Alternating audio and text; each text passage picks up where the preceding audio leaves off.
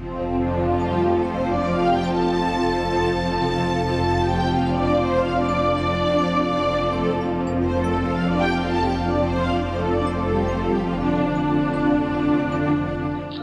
બેસો, હું ચા લઈ આવું. ના ના, ચા નથી પીવી.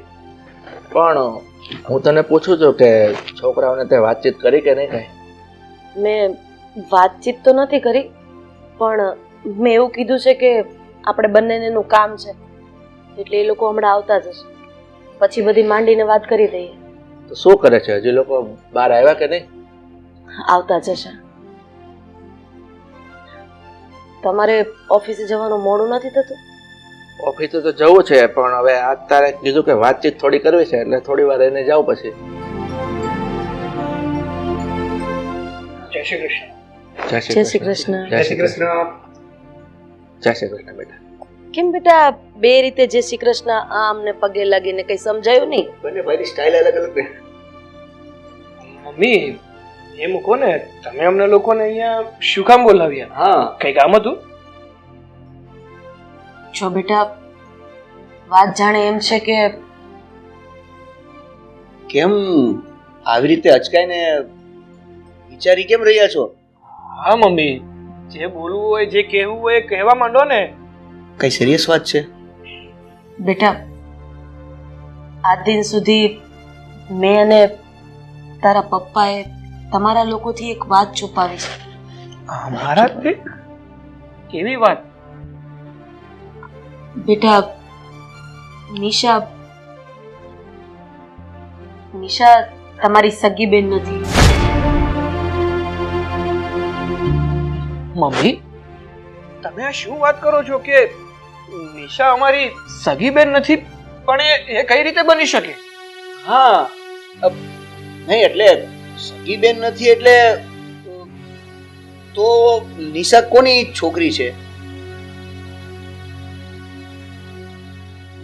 એ કઈક તો બોલો, કેમ આમ મૂંગા મોઢે બેઠા રહ્યા છો? હા, કઈક તો જવાબ આપો. આનો જવાબ મારી પાસે નથી, એ હવે તને તારા પપ્પા જ કહેશે. હા તો તમે બોલો પપ્પા. હા બેટા, આજથી 22 વર્ષ પહેલા કચ્છમાં જ્યારે ધરતીકંપ આવ્યો ને, ત્યારે આપણા પડોશમાં એક ઘર આખું ધરાશયી થઈ ગયું, અને એમાં એક પરિવાર, એક હસતો ખેલતો પરિવારમાં તબાહ થઈ ગયો. એમાં એક નાની માસૂમ દીકરી, એ દીકરી જીવતી રહી ગઈ હતી. એના મા બાપ ત્યારે મૃત્યુ પામ્યા હતા. ત્યારે હું ને તારા મમ્મી દોડીને ત્યાં ગયા અને મરતા મરતા એ દીકરી અમને સોંપી દીધી અને કહ્યું તમે મારી દીકરીનો ઉછેર કરજો, કારણ કે અમારી આગળ પાછળ બીજું કોઈ નથી. એટલે તારી મમ્મીને અને મને દયા આવી અને દીકરીને લઈને અમે અહીંયા આપણા ઘરે આવતા રહ્યા. બેટા, મને ખબર છે કે તમે વિચારો છો કે અત્યારે આપણે સુરત રહીએ છીએ અને તારા પપ્પા કચ્છની વાત કેમ કરે છે. એ સમયે તારા પપ્પાને સરકારી નોકરી હતી, એ કચ્છમાં શિક્ષક તરીકેની ફરજ બજાવતા હતા, અને આ જે પણ કઈ વાત કરી એ બધું આપણા પાડોશમાં જ બની ગયું હતું. પણ મમ્મી, પપ્પા, હા નિશા તમને ક્યાંથી મળી હતી એ વાત તમે અત્યાર સુધી અમને કેમ ના જણાવી?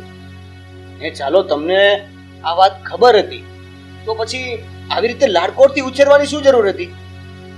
તમે નિશાની જેટલા તો અમને પણ નથી રાખતા, જ્યારે અમે તો તમારા સગા દીકરા છીએ. આ તમે કેવી વાત કરો છો? હા, કે તમને બંનેને લાડકોડથી મેં નથી ઉછેર્યા અને ખાલી એક દીકરીનું ધ્યાન રાખ્યું છે?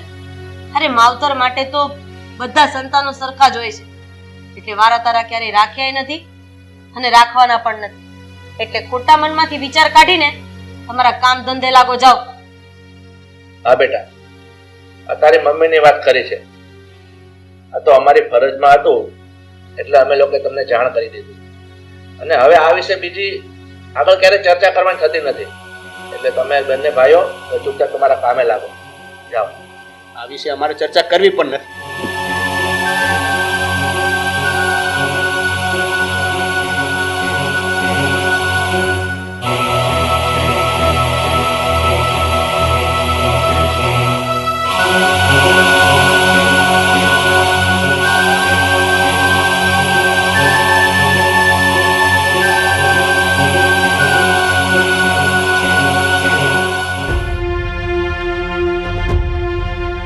હાથે શું હું અંદર બાફી નાખ્યું?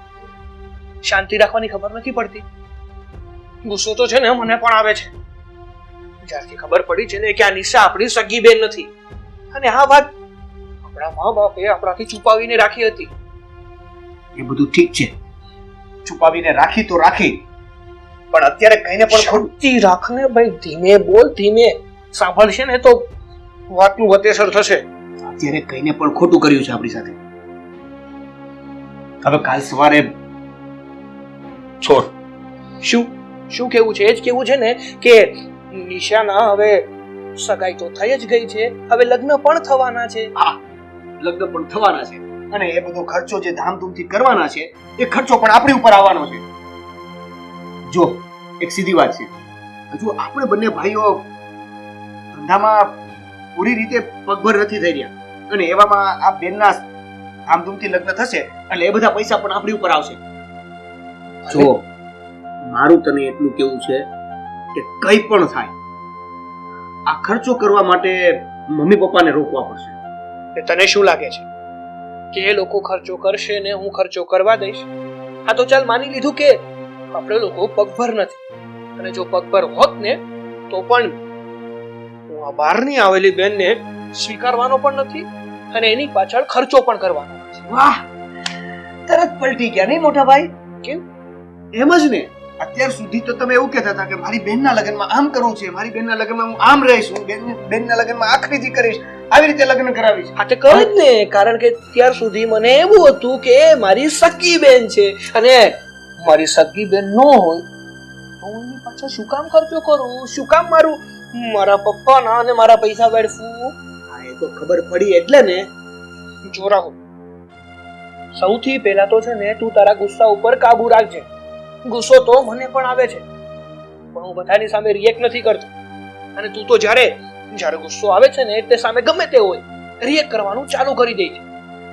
આપણે જો આપણી આ બહારથી આવેલી બેનને ઘરની બહાર કાઢવી હશે ને તો શાંતિથી અને પ્લાનિંગથી જ કામ કરવું પડશે. જો ભાઈ, મને છે ને તરત રિએક્શન આપતા આવડે છે, કેમ કે મારી પાસે સમય નથી હોતો કે હું રાહ જોઉં અને એ સમય આવે ત્યારે હું એને જવાબ આપું. હા તો દઈ દેજે, તરત જ રિએક્શન દઈ દેજે. એટલે શું કરશે આપણો બાપો ખબર છે ને?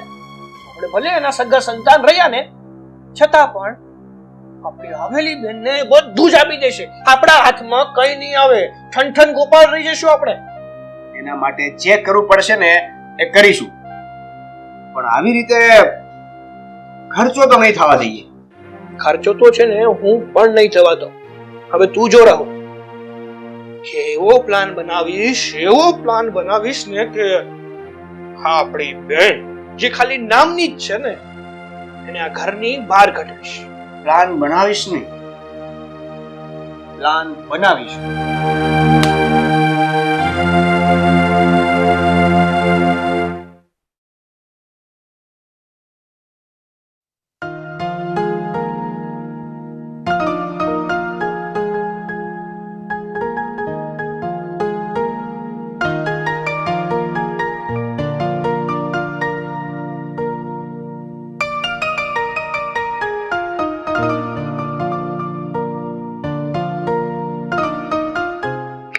મમ્મી, મને 500 રૂપિયા આપો ને. 500 રૂપિયા? તારે શું કરવા છે બેટા? મારે વસ્તુ લેવા જવું છે. વાંધો નહીં, તો એક કામ કર, તું ભાઈ પાસેથી જ પૈસા લઈ લે. જોઈ આવી ગયો. હવે છે ને હું અંદર લેવા જઈશ ને મૂકવા જઈશ ને તો વાર લાગશે.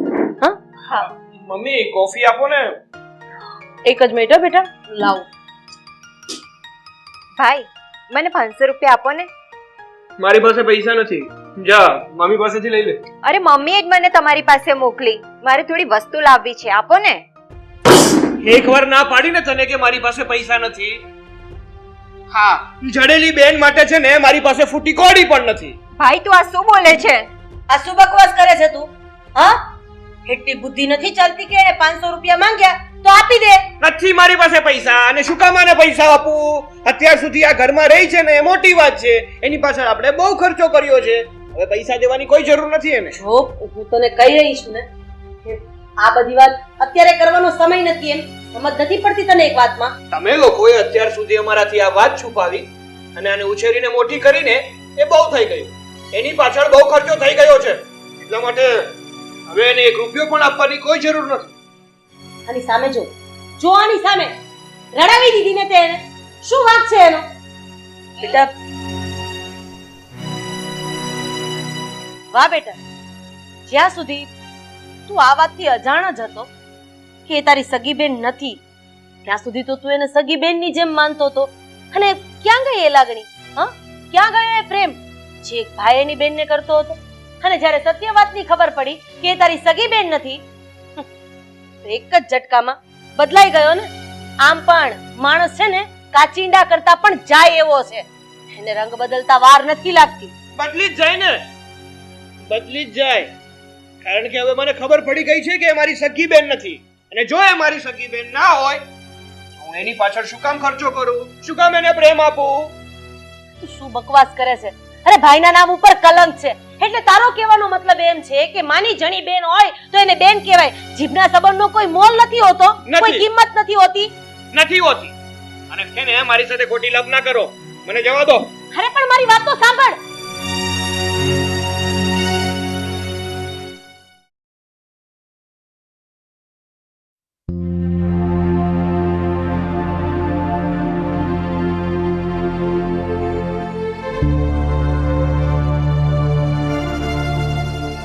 ભાઈ ભાઈ મને 500 રૂપિયા આપની. અરે તને કહું છું, મમ્મી ગુસ્સે થયા તો પણ મને મોટા ભાઈએ ના આપ્યા. તું તો આપ. દેખાય છે તું મને કેસો ઈ, અને દેખાય છે કે તું મારી પાસે 500 રૂપિયા માંગે છે ઈ. પણ નથી 500 રૂપિયા મારી પાસે. તો ભાઈ હું સવારની જોઉં છું તમારા બંને ભાઈઓનું બિહેવિયર ચેન્જ થઈ ગયું. તમને બંને ભાઈઓને થયું છે શું? તું છે ને જાને ખોટી મગજમારી કર્યા વગર મારા મોનું સાંભળીશ. તું પપ્પા પાસેથી 500 રૂપિયા લઈ લે. તમને બંને ભાઈઓને થયું છે શું? શું કામ મારી જોડે આવું વર્તાવ કરો છો? મારા મોંથી બોલાવીને જ રહીશ ને તું. તો સાંભળ, તું છે ને અમારી સગી બેન નથી અમને ખબર છે. અને હવે તું અમારી પારકી પનોતી અમારી માથે બોજ બનીને પડી છે ને, અને રહેવાની છો એ પણ ખબર છે. ભાઈ આ શું બોલે છે? સાચું બોલું છું.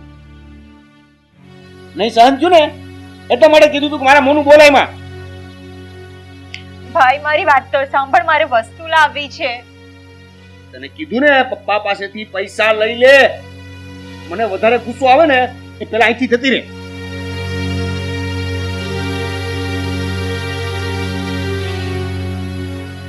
આયા ભાઈ દે આ 500 રૂપિયા તારા માટે કમાઈ છે.